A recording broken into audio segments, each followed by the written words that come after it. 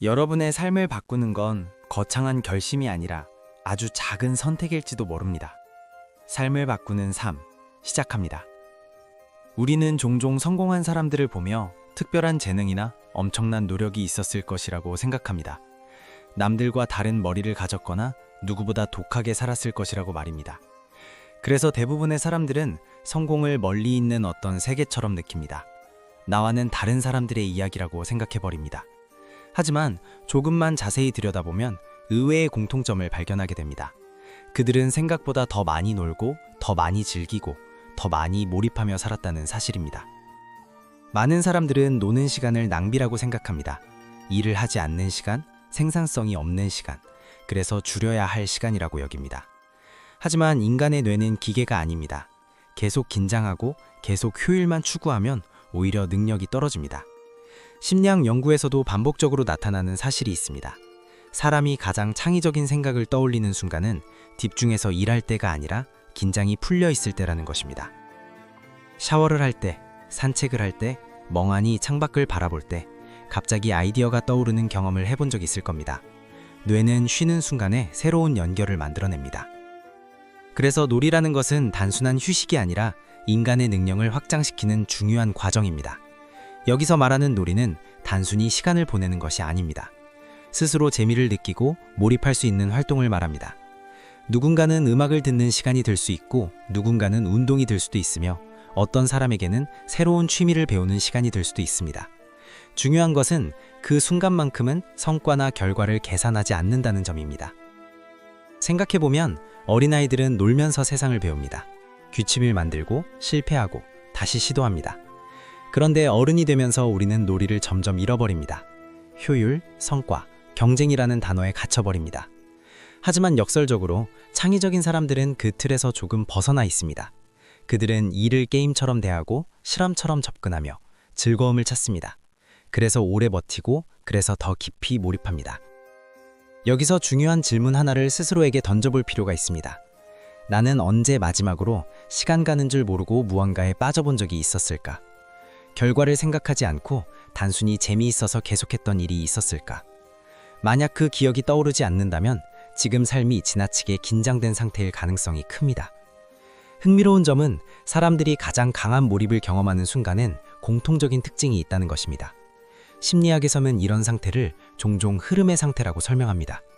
시간 감각이 흐려지고 주변의 소음이 거의 느껴지지 않으며 오직 지금 하고 있는 행동에만 집중하게 되는 상태입니다.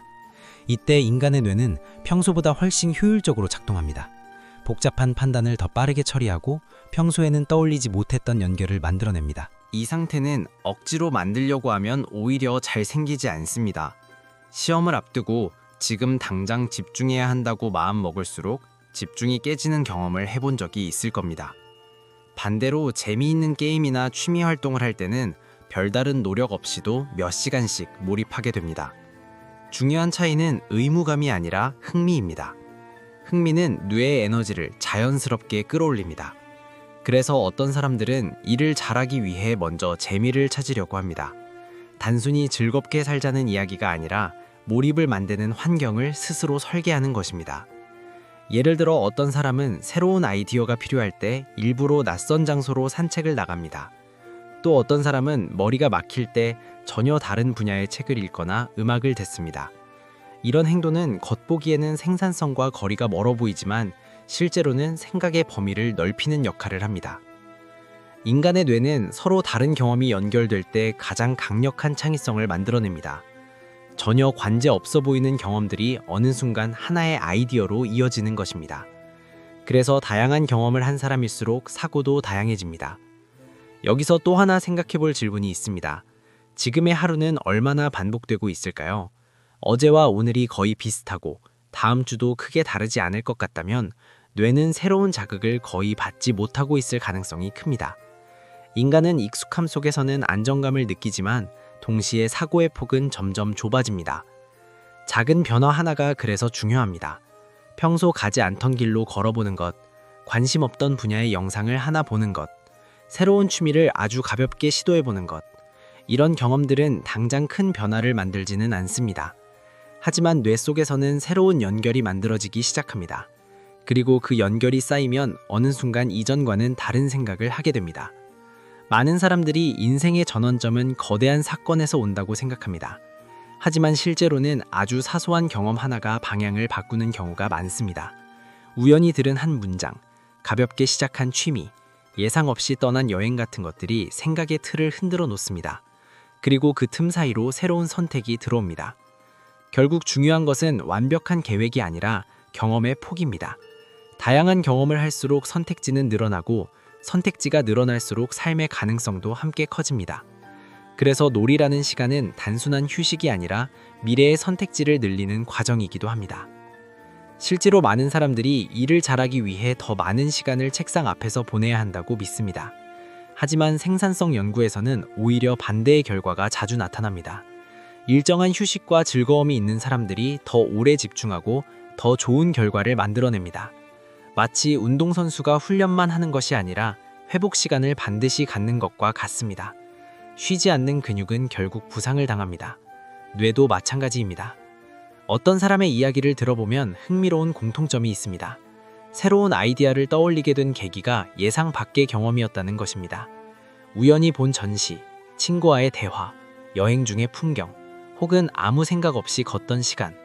이런 순간들이 서로 연결되면서 새로운 생각이 만들어집니다. 그래서 삶의 폭이 넓은 사람일수록 사고도 넓어집니다. 문제는 많은 사람들이 놀고 싶어도 마음이 불편하다는 것입니다. 쉬고 있으면 뒤처지는 것 같은 불안이 생깁니다. 하지만 한번 생각해 볼 필요가 있습니다. 지금까지 그렇게 바쁘게 달려왔는데 정말 원하는 방향으로 가고 있었을까요? 혹시 멈추지 못해서 같은 자리에서 계속 돌고 있었던 것은 아닐까요? 가끔은 속도를 줄여야 방향이 보입니다. 여유가 생겨야 새로운 가능성이 눈에 들어옵니다. 놀이라는 것은 단순히 시간을 소비하는 것이 아니라 시야를 넓히는 과정입니다. 낯선 경험을 하고 다른 사람을 만나고 새로운 취미를 시도하면서 우리는 이전과 다른 생각을 하게 됩니다. 그 생각이 결국 삶의 방향을 바꾸기 시작합니다. 그래서 중요한 것은 거창한 변화가 아닙니다. 아주 작은 변화로도 충분합니다. 하지만 많은 사람들은 여기서 한 가지 의문이 생깁니다. 도대체 어떻게 놀아야 삶에 도움이 되는 걸까 하는 질문입니다. 단순히 시간을 보내는 것과 삶의 에너지를 회복시키는 놀이는 분명히 차이가 있습니다. 첫 번째로 중요한 것은 의도적인 휴식입니다. 단순히 스마트폰을 계속 보는 시간은 뇌를 쉬게 만드는 휴식이 아닙니다. 정보가 계속 들어오기 때문에 뇌는 계속 자극을 받습니다. 진짜 휴식은 입력이 줄어드는 순간에 만들어집니다. 산책을 하거나 음악을 듣거나 잠시 아무것도 하지 않는 시간이 오히려 뇌의 회복을 돕습니다. 실제로 많은 연구에서는 20분 정도의 가벼운 산책만으로도 집중력이 다시 올라가는 결과가 나타났습니다. 두 번째는 몸을 움직이는 활동입니다. 인간의 뇌는 몸과 강하게 연결되어 있습니다.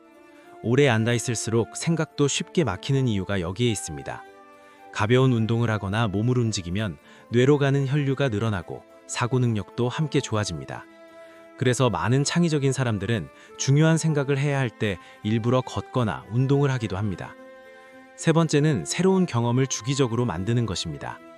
뇌는 익숙한 환경에서는 에너지를 덜 사용합니다. 효율적인 대신 새로운 아이디어가 나오기 어렵습니다. 반대로 낯선 환경에서는 뇌가 활발하게 작동합니다.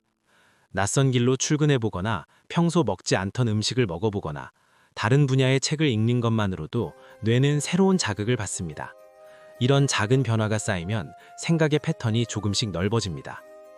네 번째는 몰입할 수 있는 취미를 하나 만드는 것입니다. 취미는 단순한 여가 활동이 아니라 집중력을 훈련하는 도구가 될 수 있습니다. 음악, 운동, 그림, 글쓰기처럼 일정 시간 깊이 빠질 수 있는 활동은 뇌가 몰입 상태에 들어가는 연습이 됩니다. 이 경험이 쌓이면 일에서도 같은 집중력을 만들어내기 쉬워집니다. 마지막으로 중요한 것은 노는 시간을 죄책감 없이 받아들이는 태도입니다. 많은 사람들은 쉬면서도 마음속으로 계속 걱정을 합니다. 이러면 몸은 쉬어도 뇌는 쉬지 못합니다. 오히려 짧은 시간이라도 완전히 쉬는 것이 훨씬 큰 회복을 만들어냅니다. 일할 때는 집중하고 놀 때는 온전히 노는 것. 이 단순한 균형이 생각보다 큰 차이를 만듭니다. 결국 놀이라는 것은 일을 방해하는 것이 아니라 오히려 일을 오래 지속하게 만드는 힘입니다. 인간은 긴 시간 동안 같은 속도로 달릴 수 있는 존재가 아닙니다. 속도를 조절하고 에너지를 회복할 때 더 멀리 갈 수 있습니다. 그래서 삶을 길게 바라보는 사람일수록 즐거움을 잃지 않는 방법을 스스로 만들어갑니다. 하루 중 단 30분이라도 자신이 즐길 수 있는 시간을 만드는 것, 새로운 것을 배우는 시간을 만드는 것, 휴대폰을 내려놓고 산책을 하는 것, 이런 작은 행동들이 쌓이면 생각의 패턴이 바뀌기 시작합니다. 생각이 바뀌면 행동이 달라집니다. 행동이 달라지면 사람을 만나는 방식이 달라지고 기회를 보는 눈도 달라집니다. 결국 삶의 흐름 자체가 조금씩 다른 방향으로 흘러가기 시작합니다. 성공한 사람들의 삶을 자세히 보면 특별한 비밀이 숨어 있는 것이 아니라 이런 작은 차이가 쌓여 있었을 뿐입니다. 그러니 스스로에게 허락해 보길 바랍니다. 잠깐 멈추는 시간, 즐거움을 찾는 시간, 몰입해서 노는 시간. 그 시간은 결코 낭비가 아닙니다. 오히려 미래를 위한 투자일지도 모릅니다. 삶은 생각보다 긴 여정이고 그 여정에서 즐거움을 잃지 않는 사람이 결국 오래 갑니다. 삶은 어느 날 갑자기 바뀌지 않습니다. 하지만 생각이 바뀌면 삶은 조금씩 달라지기 시작합니다. 삶을 바꾸는 삶이었습니다.